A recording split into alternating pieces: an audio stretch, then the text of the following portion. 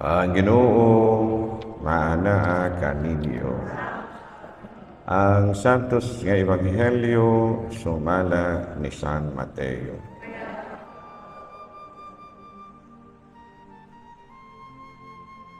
Si Jesus miingon ngadto sa katawhan. Ang gingharian sa langit sama sa usa ka bahandi nga gilubong dito sa usa ka uma. Ug nahitabo nga nakalutan kini sa usa ka tawo. Apan iyang gilubong pagbalik, hilabihan niyang lipaya, ug tungod diini milakaw siya ug iyang gibaligya ang tanan niyang katigayunan, ug unya mibalik siya ug iyang gipalit ang uma. Ang gingharian sa langit sama usab sa usa ka negosyante nga nangitag maanindot nga mutya. Sa dihang nakakaplag siya usa ka mutya nga may talagsaong kaanindot, milakaw siya ug gibaligya ang tanan niyang katigayunan ug gipalit ang mutya. Mga igsoon ko diha ni Kristo ang ebanghelyo sa Ginoo. Mga lingkod, so good morning. So good morning usab sa atong mga followers sa Facebook, sa YouTube, ug sa uban nga mga media platforms na medyo nawala ta sa duha ka adlaw kay ang ako ang kining partner si Sister Camel ni-take man siya reboard sa atong iampo niya ning atuang sa ako nga. So today is a repetition of the gospel last Sunday. Mura bag gibalik ra. So let us try to reflect on this. Because, of course, ang atong ebanghelyo karon, Jesus wants us to be detached. Wala gitay mga attachment, mga material, mga worldly, mga earthly materials ba. Kinahanglan nga dili kita agap, no, sa mga kalagmitan nga maagap ta sa lapi, sa maman, kahong, popularidad, daghan panguban, no? Jesus wants us to be detached from all of this. Dili siya gusto nga makuanta ni ini kana bitang mabutahan ta ba nga magtuo kita nga mauna gid ni ang atong tumong ini kinabuhia. No, malimo ta ba kun unsa gyud atong tumong inang kinabuhia. And do you know what? Unsa atong tumong? So try to discover that in your life. Unsa magiimong tumong ini kinabuhia. Magdato ka, saman, mahimo kang popular, unsa man. Naagi na sa it's normal nga magdato ka, but do na pag pinakatumong nga angay nimong hunahunaon, unsa man, nga malangit ka. Ano man.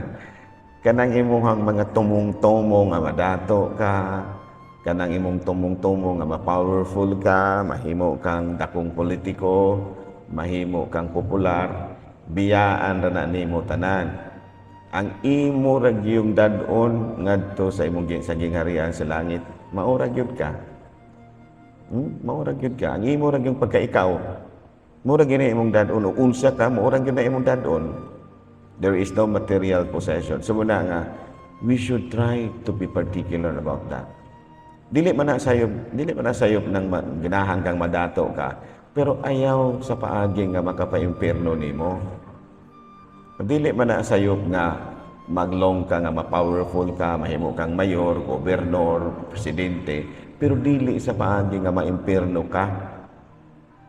Dili man na sayop nga mangita kag popularity, pero ayaw sa paagi nga mahulog ang imong kalag dito sa impierno. No, that is the very mutya. That is the very treasure nga angay nimong pangitaon. Because all of us, nangita man tag mutya. Mga gibutang ni Kristo diri, nangita tag bahandi. Pero ayaw kasipyat ug unsang bahandian ang imong gipangita dinha. Matud pa ni Kristo, ang pinakabahandi nga angay gyud nimong pangitaon, mao ang imong kaluwasan. Muna siya'y pinakamutya. No? And when you find this, moingon ka nga dili. Magkuhan gyud ko kanang musulod gyud ko og langit, muni akong pinakamutya. And be happy doing it. Dili ka magsigig pagulbul. Jesus, dua pa lamang gyud ko ini, maghuna-huna nga malangit no, kaya ra yung patyon ini tawhanan. Ano na bang ingon ni ana? No, nga bitong naiuban ba nga wala malipay sa iyang gihimo. Ayaw, just like in the gospel, sa diha nga nakita sa tao ang pinakamutya, nakita sa tao ang pinakabahandi nga gusto niyang maangkon, nagmalipayon siya. Nagmalipayon siya. Kaya nakaingon na siya nga mauna gyud ni akong gusto. Muna gyud ni nga malangit gyud ko. Muna gyud ni dili na ko ini magpadala. Di kay maingon ka nga ay saon magyud ani magpakasala naglamang ta usahay kay makasabot ra yung Ginoo. Kay patay na ka. Because going to heaven and going to hell is your decision. Dili biya ang Ginoo mo decide nga malangit ba ka og sa dili. Actually, it's you. Ikaw mo decide para ana. Confirmation na lamang nang sa Ginoo. Okay. Pag-ingon nimo nga gusto kong maimpierno, okay. Mo man na imong gusto. Because the right to decide is given to us. Ang Ginoo mingon okay. Kung diyan ka masaya, suportaran ka. Ganahan ka mahang malangit, okay, dawator ka sa langit. Pero ipakita sa buhat. And be happy doing it. Lipay ka, sama ra na nga, nakahatag ka, gusto kang malangit, nanghatag ka, gusto kang malangit, nalipay ka, di ka magsigi kang bagulbol, sige kang panilihig din sige kang pangilis ining mga linens, malipayon ka, di ka magsigi kang pangasaba ng imong kauban na simbahan kay muni, mga badangag mo, mga hugawan mo, ay Diyos na, impirno gihapon ka na. You are not doing things joyfully. Chapel leader ka, magsige kang bagulbol na imong mga kauban, kay ganong dili mo tuon nimo, saypyat ka. Chapel leader ka. Ako pare ko, magserbisyo ko sa bukid, magsige kong bagulbol. Dili na pwede. When I will go to the mountain, I will do it joyfully. Kaya para nako mo na pinakamutya, sama sa giingon diri ni Kristo nga, sa dihang nakita niya ang mutya, nalipay siya. Mo man pinakamutya nako nga moadto kog bukid. Mo man pinakamutya nako nga mumisa ko. Mo man pinakamutya nako nga magtukod kog mga kapilya. So when I am doing it, di ka magbagulbol. Maglipayon ko. Klaro ba? Lay minister, adto kag bukid mo na pinakamutya nimo. But if you don't see it as your mutya, magbagulbol gyud ka. Kanang minister ka nya maadto kag bukid and you don't see it as your treasure, as your mutya, bagulbol ka. Kanang mga MBJ nga manilhig-tilhig dire. If you look at it as the mutya, muna'y pinaka-purpose imong kinabuhi, magmalipayon kang magsige kang silhig-silhig des kilid. You are happy doing it. Di ba? Kung sa may gisulti diri sa ato ang ebanghelyo, sa dihang nakita niya ang mutya, malipayon siya. Sa dihang nakita niya ang bahandi, nalipay siya. And the last, iyang gibaligya ang tanan. Tungod niya ng maong mutya. Nga naman, andam kapag biya, bisan ang imong kadato. Tungod sa mutya, your mission in life. Klaro ba? So kung magserbisyo ka as chapel president, ayaw sige magulbol. Kung gano'n, so ako rin lang ipasagdan. Be happy that you have found your mutya. Ang sa imong mutya, nga makapangalagad ka sa Diyos, o malangit ka. Andam ka pagbiya sa tanan. Because the very treasure that I would like to acquire is that I will be able to serve God and I will be able to do mission. No matter what will happen to me, this is my mission, this is the treasure, this is the precious stone that I'm looking for in my life. Klaro? Sabtan ko? So kung makapanilhig ka diri, ayaw sige magulgul, sige magkuno kang magulgul din ha. Wa mo pag kasugua unta. Wa mo pud unta ka ingong gi tiunan ka kutsilyo kay pasilhigon ka dinhi. Wa man unta po, so kanong ka magulgul man ka. Klaro? Una, if you don't look at your mission as your mutya, undang ka. Magbagulbol ka. Biyaan mo na. Dili pa ni akong mission di ay. Dili man imo'y akong mutya.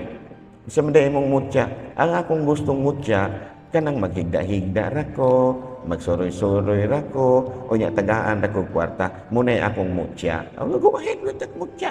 Muna'y imuha. Go ahead with that. That is your treasure. Klaro ba? Pero kung gusto ka nga ang imong mutya malangit ka, magpuyo kang malinawon, you will be of service to God, then be happy doing it. Pangita kung sa imong mutya, kung sa imong bahandi ining kalibutan, look for it. Sama sa nahitabo sa Ebanghelyo. Pamalandungi, unsa man gyud imong tumong ini kinabuhi. Okay, maminyo ka, o sige, go ahead, that is your mutya. Pero pag mutya, simuha ka na imong pagkaminyo, muna makapalangit nimo. Kaya ang mutya mo man ka na ang gingharian sa langit. Pinaka-ultimate mutya na gusto nimo maangkon. Klaro? Muna nga, when you go ahead with your mission, do it joyfully. Dili ka magsigig bagulbol, dili ka magsigig pangasaba na imong mga kauban. You don't have the right to do that. You don't have the right to do that.